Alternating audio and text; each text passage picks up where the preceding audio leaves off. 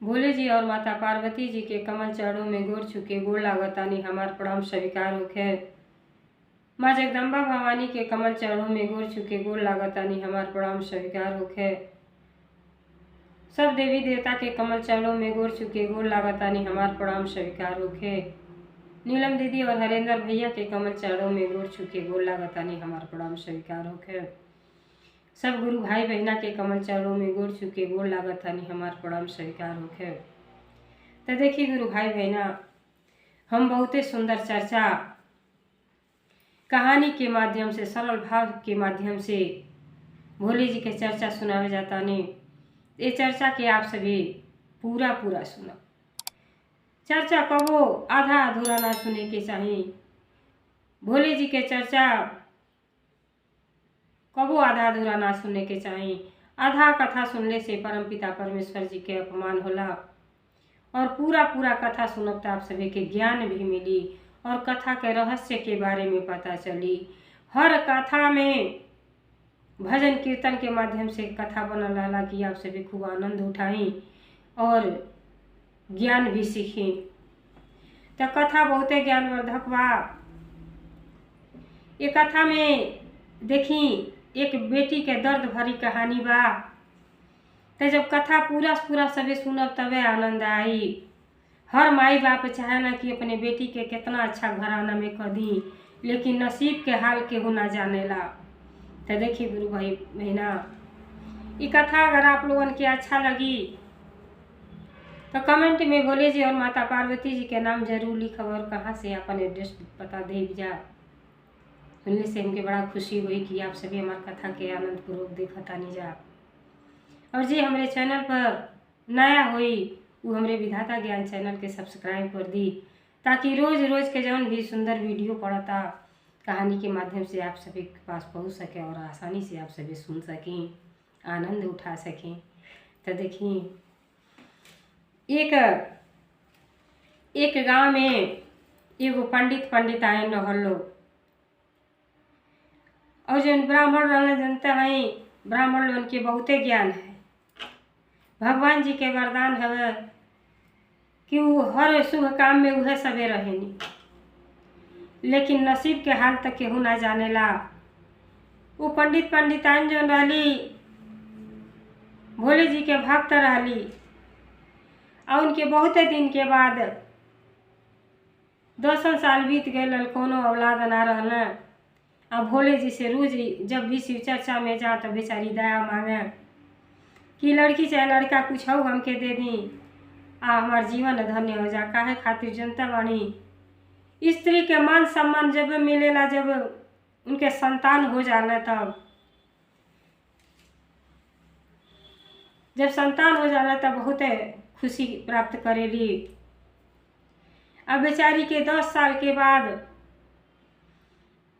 पहले लड़का भैल, ओकरे बाद एगो लड़की भैली। बड़ी खुशी भैली कि हमके भगवान बेटी बेटा दोनों दे देहनी, ये एक ठो कमी रहल। तब लगली सोचे कि लड़की के विवाह, एक ठो लड़की बाड़ी, लाख दान न एगो कन्यादान के बराबर होला। अगर एगो लड़की के कन्यादान कर दे तो जीवन धन्य हो जाला। तो जौन रहली पंडिताइन सोचली कि लड़की जब 10-12 साल के हो जाई हैं तब इनका हम विवाह कर देव, और जौन की धर्म विवाह करब तो उन्हें कन्यादान दे दी। जौन भी रुचि पची सब दान दे के अपने जीवन के धन्य बना ली। अच्छा खासा रिश्ता देख के अपने लड़की के विवाह कर दिहली 12 साल के उम्र में। और जब 12 साल के उम्र में विवाह कर दिली तो जनता बानी पहले 9वीं 8वीं 7वीं गौना होत रहल है। अब इन लड़की के विदाई ना भइल रहल। जब विवाह भइल तब तो लड़का सही सलामत ठीक ठाक रहना, लेकिन 4-5 साल जब बीत गई तब सूचना आयल कि उनका पति तो कोढ़ी हो गई बाना।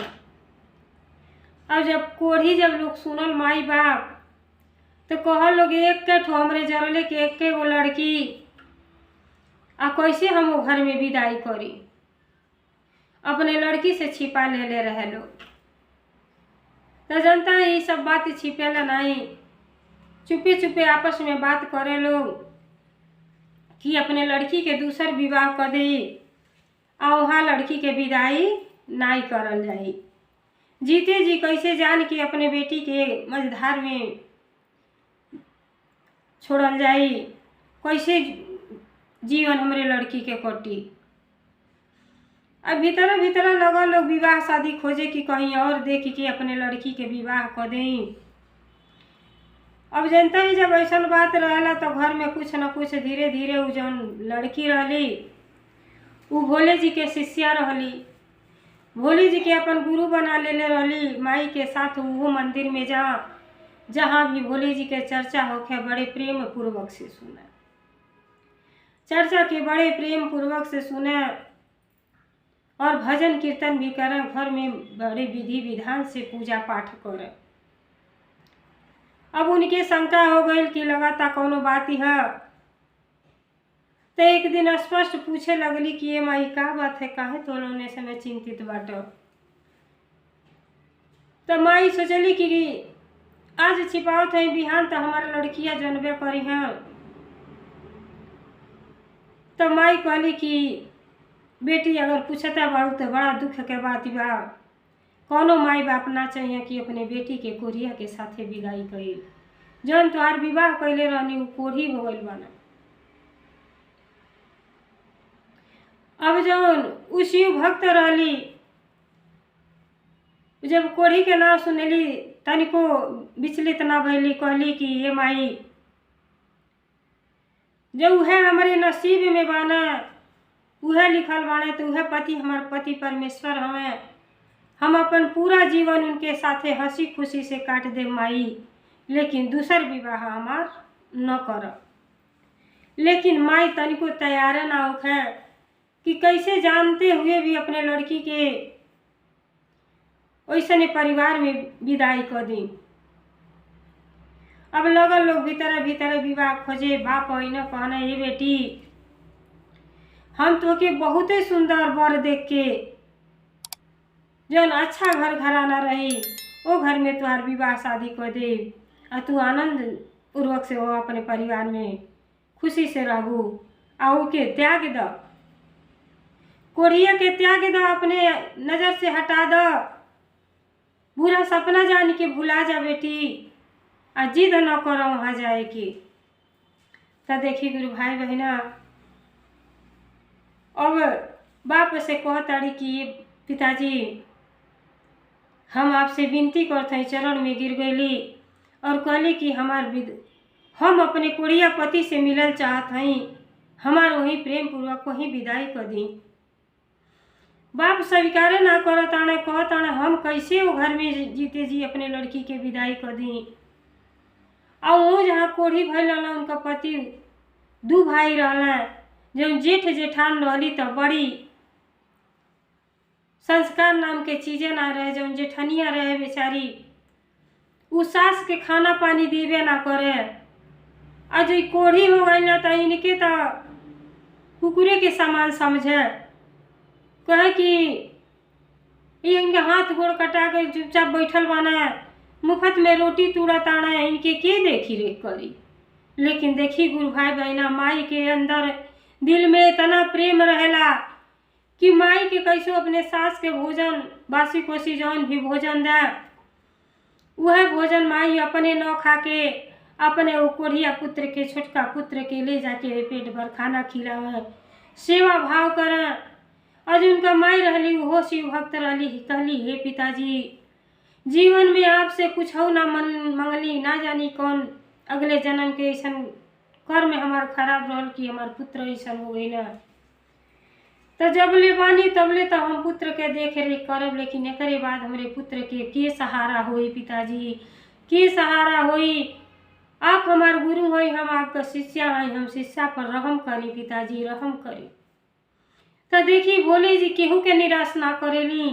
उधर लड़का के जौन माई रहली उ शिव भक्त रहली, ना घर में जौन बड़ी बहू रहली बड़ा अत्याचार करे, सब कुछ भरल रहे, सब कुछ रहल, लेकिन वो लड़का के पेट भर भोजन ना दे। माई बहुते चिंतित रहली। यहाँ जो उनका पत्नी जैसे उनका विवाह भइल रहल है, उनका माई बाप विदाइए ना करे के कहतन। अब बाप कहत हमें कहताड़ी कि ये पिताजी हमार विदाई कर दी, हम कोढ़िया के देखल अपने पति परमेश्वर के देखल चाहतानी। कहला भुला जा, उनका नाम मतलब भूल जा बेटी, हम तोहार बहुत अच्छा रिश्ता देख के तोहार विवाह कर दे जहाँ तू सुखी रहबू। कहली नाई, जौने घर में हमार जौन किस्मत में लिखल बा हुआ होई, आप कहीं करब फिर वह हाल होई। अच्छा देख के तो कहले रहनी, लेकिन हमार बात मान जाए, हमके अपने कोढ़िया पति से मिले जाए दी। तो कहता न, अब देखी बाप के लगे गली तो बाप कहता न, मारे देहु कोढ़िया ए बेटी, मारे देहु कोढ़िया ए बेटी, छूट देहु संताप, मारे देहु कोढ़िया ए बेटी। जैसे मरले के नाम जब उनका पापा लेला, पापा के मुंह पकड़ लेली। कहली पापा ऐसा शब्द ना बोली, पति तो परमेश्वर होला, हम पूरा जीवन उनके चरण में बिता दे, सेवा भाव में लगा दे। ये मनुष्य के शरीर पौले बानी तो हमके सेवा के अवसर भोले जी दिले बानी, ऐसा बात न कही। तब मुंह पकड़ लेली और कहताड़ी कि पापा कोढ़िया जे जी है ये पापा, कोढ़िया जे जी है ये पापा, पलटी राज हमारे, कोढ़िया जे जी है ये पापा, बनल रही सुहाग, कोढ़िया जे जी है ये पापा। मुंह पकड़ लेली और कहत है कि ऐसा शब्द ना बोली, अब उनके सिवा हम कौन और ताक ना सकेली। और जब भी विदाई हुई हम वही घर में जाई और अपने पति के सेवा भाव करके अपने जीवन के धन्य बना ली। पापा इनकार कर दिया कि ना जाए के तो के हमारे जीते जी वहाँ तो के ना जाए के। अब जाके अपने माई से चिरोरी करताड़ी कि ये माई हर स्त्री के बारे में समझ सकेली, तू माई हऊ, अब बेटी के दर्द के समझा। वह हमार पति परमेश्वर हो, हमारे भाग्य में वह बाना, तो उनसे हमके जुदा ना कर माई, हमार विदाई कर दो। माई फिर कहताड़ी कि माई के इतना गुस्सा आवे, कहताड़ी कि मारे देहु कोढ़िया ए बेटी, छूटे देहु संताप, मारे देहु कोढ़िया ए बेटी। माई के मुंह पकड़ लेली, माई काहे ई शब्द कहताड़ू, तो के आशीष देवे के चाही कि हमार बेटी वहाँ जाके अपने जीवन के सफल बना ले। कहते कोढ़िया जे जी है माई, कोढ़िया जे जी है माई, पलटी राज हमारे, कोढ़िया जे जी है माई, बनल रही सोहाग, कोढ़िया जे जी है माई। अब माई के मना रहल बड़ी कि माई ऐसा शब्द ना बोला, पति तो परमेश्वर होला, हमके सेवा कैले के अवसर मिलल बा, तो हम तोहरे गोड़े गिरतानी, हमार विदाई कर द। हमके अच्छा घर ना चाहिए, ना अच्छा पति चाहिए, हम जब जाई तो अपने पति के साथ जाई। विवाह शादी एक बार होला, अनेक बार ना होला। फिर भी माई ना मानत है। अब अपने भैया के पास गईली, कहली कि भैया हमार विदाई कर दो। और देखा मम्मी पापा लग नहीं मानता, हमारे भाग्य में हुआ बाना, हम उनके सेवा भाव कर ले, हमें तनिको शिकायत ना आई, भैया हमार विदाई कर दो। भाई बहन के प्रेम अपार प्रेम होला, कैसे भाई विदाई कर दें।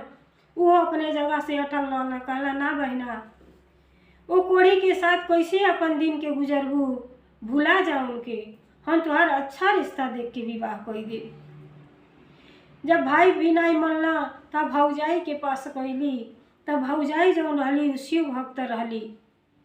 कहली कि भाभी तू तो हमार दुख दर्द समझा, ये लोग उनके समझावा कोशिश कर कि हम जहाँ वही हमके सुख मिली। कितना उ राजधन पर लोग विवाह हमार करी, कहीं सुख ना मिली। अपने जौन विवाह एक जगह हो जाला वो रिश्ता के निभावे के चाही। और भौजाई शिव भक्त रहली, बहुते ज्ञानी रहली। कहली कि ठीक है कहत हनी आप, तो देखी सब भोले जी के दया है, शायद उहे के साथे और नसीब फिर पलट जा। और का कहली शिव चर्चा करौली, और शिव चर्चा में जौन भभूति होला भोले जी के जौन प्रसाद रहेला वो प्रसाद अपने ननद के दिहली। कहली कि पोटरी में बना के आ कहली कि ले जाई आ जाई, हम रौर साथ देतानी, रौरी अपने पति के पास जाई और पति के सेवा भाव करी, आ पूरा शरीर में ही भभूति के लगा दे। शायद भोले जी के चमत्कार हो जाए, आपके पति सही हो जाए, आपके जीवन पलट जाए। भौजाई देखी भौजाई होके तो ऐसे होके के चाही कि अपने ननद के इतना सहयोग कैली, गले लगा लेली और कहली कि अगर एक स्त्री के बारे में ना समझ सकी तो के समझी। वो बेचारी भभूत पोटरी में बना के देली और सहयोग कैली। कहली कि जाई, केहू ना रोकी आपकी। जब आपके इच्छा व सेवा भाव कैले के तो पति तो परमेश्वर होला। ये जीवन के अपने धन्य बनाए के बात है, आप जाए विलम्ब ना करी। अब वहाँ उनका पति एक रूम में बंद रहा, मारे माछी भिन भिनात रहली, केहू उनसे मिले ना जा। जेठान रहली उ तो सख्त नफरत करें, माई जा वह सेवा भाव करें। कहले रहला कि हमरे लगे केहू के ना आवे दी हो, माई के सिवा उनके लगे केहू ना जा। जब सब केहू इनकार कर दिहर तो बेचारी उहे भभूति ले लेली आ गईली भोले जी के पूजा पाठ विधि विधान से कैली और माई बाप के पैर छुअली। लोग कुछ ना बोलल आ चल गईली अपने ससुरा। जब ससुरा गईली तो देखा थाड़ी की दुआरी पर सास ठाड़ा बाड़ी, तो जाके सासू के चरण छुअली। कहली कि हमके अंदर जाए दी, हम अपने पति के देखल चाहत हई। कहली ना बेटी, अरे उनकर जीवन तो वैसे धर्म संकट में बा, हम तुहार जीवन कैसे बीती बेटी, तू वापस यहीं से लौट जा, मिलने के कोशिश ना करो, केहू से ना मिलेला। लेकिन लगली बार बार विनय करे अपने सास से। कहली कि हमके जाए दी, हमके पति से मिला दी। जब बहुत दया भाव मंगली तब जाके सास फाटक खोली। जब गईली तो कहली कि अब भोले जी से मनाओ जुनाओ तारी कि हे पिताजी, अगर हम सच्चे दिल से आपके भक्ति भाव कोइले बानी तो हमरे संकट के दूर करी और हमरे पति के हमरे पुण्य में से पुण्य दे दी और पति के हमरे सही कर दी।